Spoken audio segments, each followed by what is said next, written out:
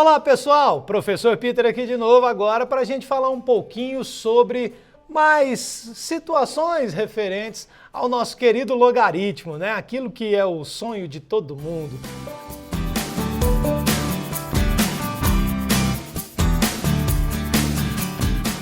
Tenho certeza que quando vocês terminam os estudos referentes a logaritmo, deita na sua cama e fica só se imaginando num mundo onde tudo é logaritmo, né? As coisas são todas felizes. Ave Maria, que pesadelo, né? Não, vamos desmistificar o pesadelo então. Só relembrando, a gente viu em situações anteriores a definição do logaritmo. A gente sabe que quando a gente tem um log de A na base B igual a X, o que isso quer dizer? Que você tem um logaritmo em que o seu logaritmando é a base é B e o resultado disso, o logaritmo no total é o X. Por definição, base elevado a logaritmo é igual a logaritmando sempre. Então, a ideia do logaritmo é transformá-lo em uma potência e utilizar-se das propriedades de potenciação para que a gente consiga desvendar aí os mistérios do logaritmo. Vimos algumas consequências, sempre que no logaritmando aparecer o número 1, o resultado do logaritmo é 0. Sempre que no logaritmando aparecer um número igual à base, o resultado do logaritmo é 1. Toda vez que aparecer uma potência no logaritmando em que a base dessa potência seja igual à base do logaritmo, o resultado é o próprio expoente. Vimos também que se você tiver uma potência em que o expoente é um logaritmo de mesma base que a base dessa potência, o resultado final é o logaritmando. E também vimos as propriedades operatórias. Vimos que quando eu tenho uma multiplicação de logaritmandos, vira uma soma de logaritmo, divisão de logaritmandos, vira subtração de logaritmos, e uma potência dentro do logaritmando, você pode passar o expoente multiplicando pelo logaritmo, né? Essas propriedades operatórias facilitarão um pouco a nossa vida. Agora, para ficar completa a nossa vida, se a gente quiser resolver todo o exercício, só falta a gente ver a questão da mudança de base, tá? Às vezes, a gente vai ter um exercício de logaritmo que, por mais que você fique ali tentando desenvolver em uma determinada base que foi dada no exercício, a gente vai ficar meio que pisando em barro, né? Vai ficar ali patinando e não vai conseguir eliminar um logaritmo por si só. A ideia de exercícios de logaritmo é fazer com que o log suma. A gente tentar chegar em um valor, em um número que represente aquela equação que o logaritmo está representando. Então nossa ideia é tentar sumir com o danado. E às vezes a base que foi dada no exercício vai causar um maior grau de dificuldade para você conseguir desenvolver isso. Então é importante que você saiba escolher qual a base do logaritmo que você vai utilizar. Por isso a gente tem aí esse processo de mudança de base do logaritmo. Suponhamos então que eu tenho um log de A na base B. Legal, base B, bacana, B de base, né? Quando a gente tem o Bzinho ali, tudo parece que fica mais bonitinho. Mas não necessariamente a gente vai conseguir desenvolver propriedades operatórias com a base B. Aí às vezes você analisou um exercício e falou assim, nossa, se eu tivesse com a base aqui diferente de B, pegasse uma base C, por exemplo, né, C de chocante, né, a gente conseguiria desenvolver ele, utilizar as propriedades operatórias de uma forma melhor. Então faça isso, tire ele da base B e coloque na base C. Por exemplo, às vezes o logaritmo está na base 10, mas o cara te deu um dado lá no exercício de base 2.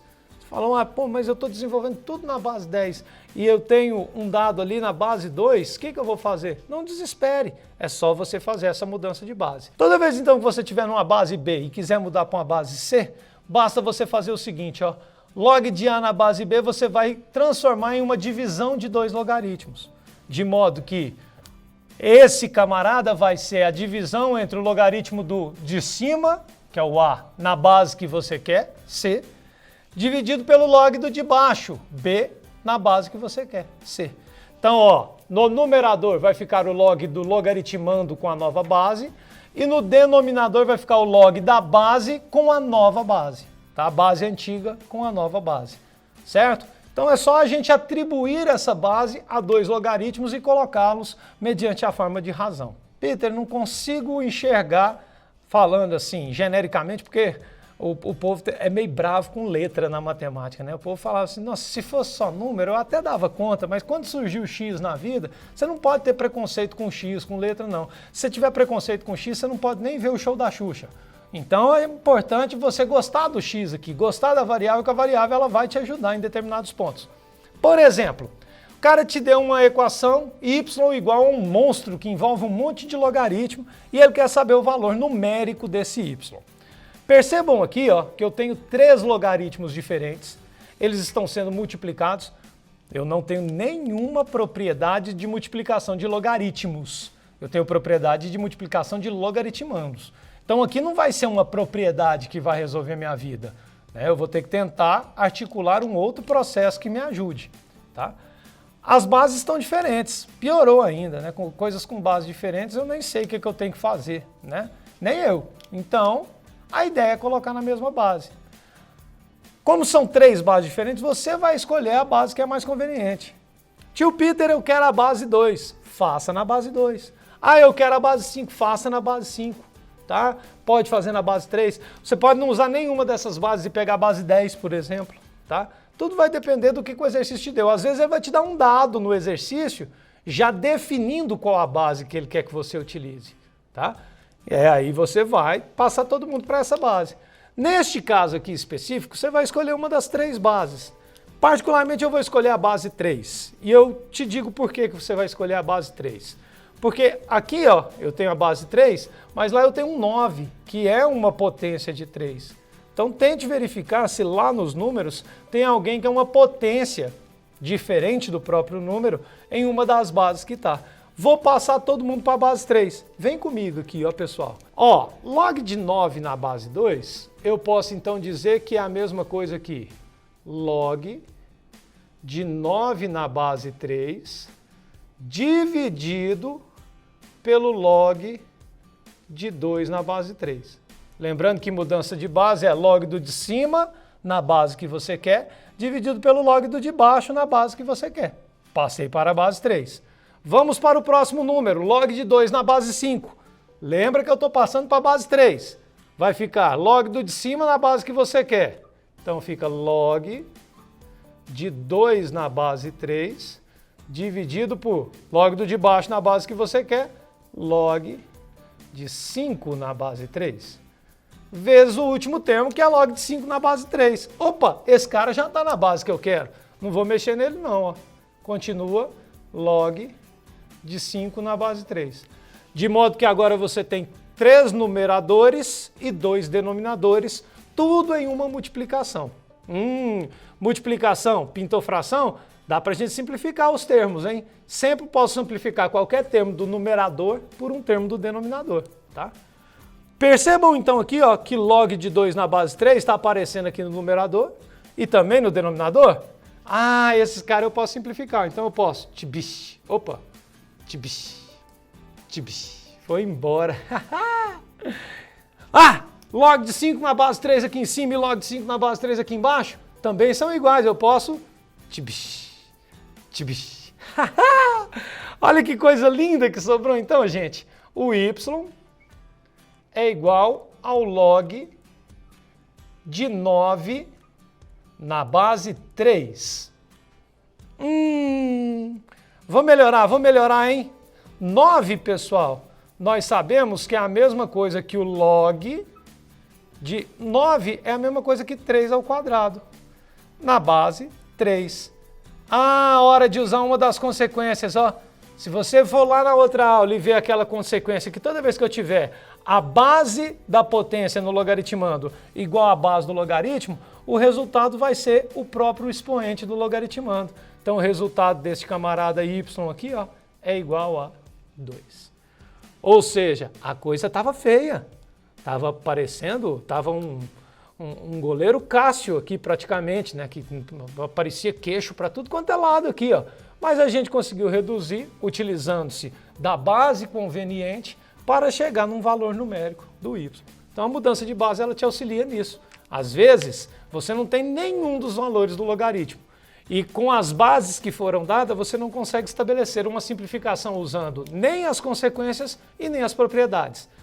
Tá? Então faça uma mudança de base para tentar eliminar o máximo de termos que você porventura puder fazê-lo. Tá? Utilize sempre mudança de base, isso daqui é algo que cai muito em concursos. Toda vez que pinta logaritmos em concursos públicos, a mudança de base é muito conveniente. Continuando então, vamos falar agora da tão falada, da fatídica função logarítmica. O que vem a ser a função logarítmica? Primeiro, a gente sabe que uma função é algo que relaciona um domínio, um valor de x, atribuindo uma variável dependente, uma imagem, um certo y, um f de x, tá? Para existir uma função logarítmica, essa função ela tem que ter domínio real positivo. Percebam aqui, ó, coloquei um maisinho e um asterisco. O que quer dizer o maisinho e o asterisco? Que eu vou pegar os números positivos e vou tirar o zero. O asterisco significa que o zero não entra no nosso conjunto. Então eu vou pegar apenas números positivos.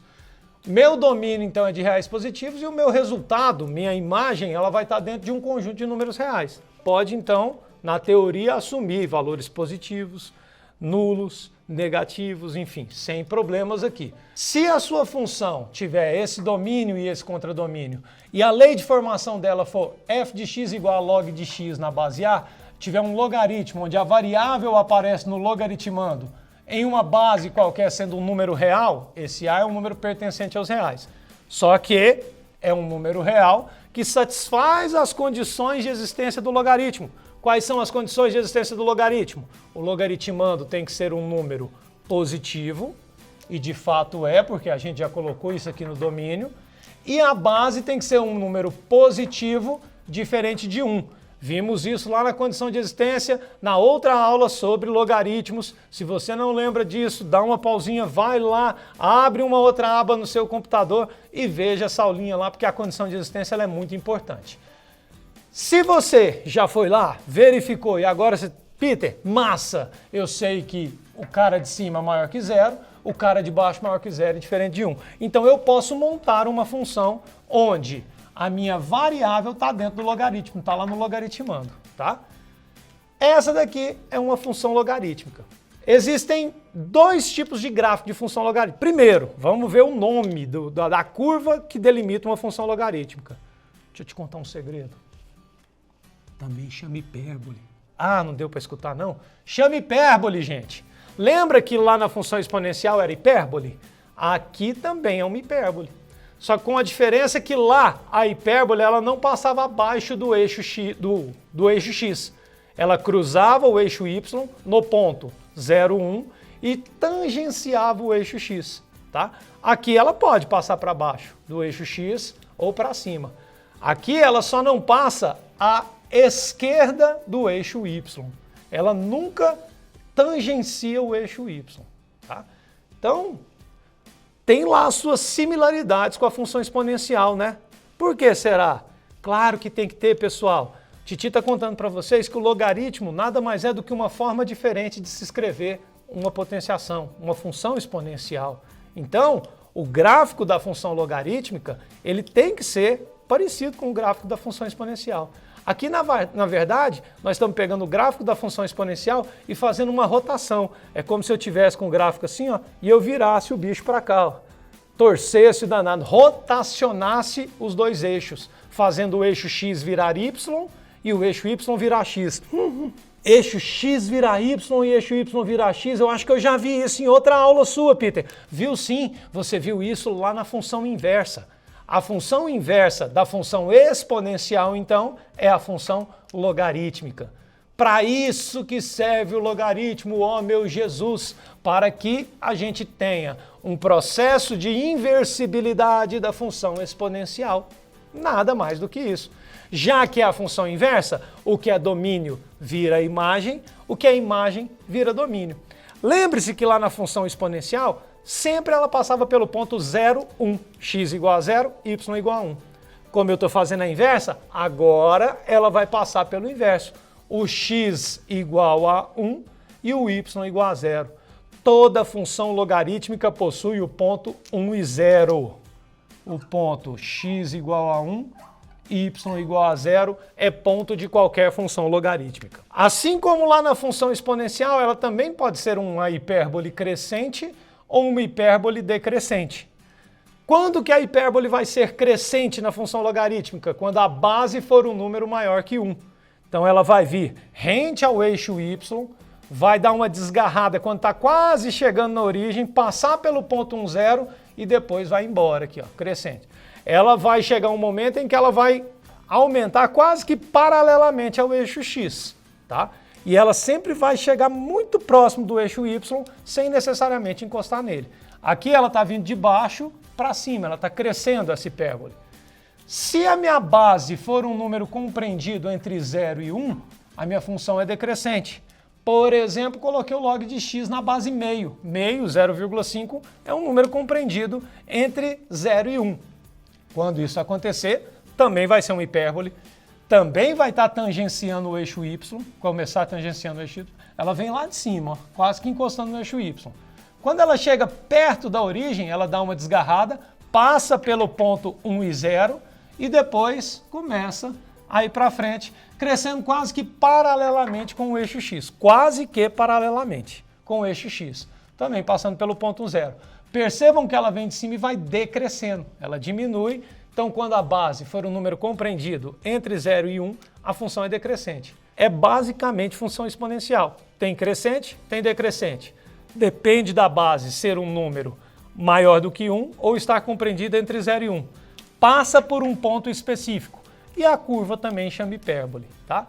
Essa, então, é a representação de uma função logarítmica graficamente, tá? Geralmente, pode ser que o cara te dê um gráfico de função logarítmica e você tenha que analisar alguns pontos. Função logarítmica nós, meros mortais, utilizamos muito no cotidiano, mas ela é usada em muitas partes de ciências específicas. Por exemplo, lá na química, para você verificar o pH de uma determinada substância, né, você usa uma função logarítmica. Tá? O pH de uma substância nada mais é do que o log da concentração do íon H+ de uma substância. Aí você tem os procedimentos para se determinar uma concentração. Lembre-se que a concentração é um número muito pequeno, 0,00 tal. Tá? Para você determinar o pH, por que os caras inventaram o logaritmo? Foi exatamente para você não pegar um número muito pequeno e ter que escrevê-lo toda vez. Então os caras usaram um procedimento para pegar aquele número muito pequeno, com muitas casas depois da vírgula, e quando eles usam logaritmo negativo, só um detalhe, logaritmo negativo também é chamado de cologaritmo, ele é representado por colog, tá?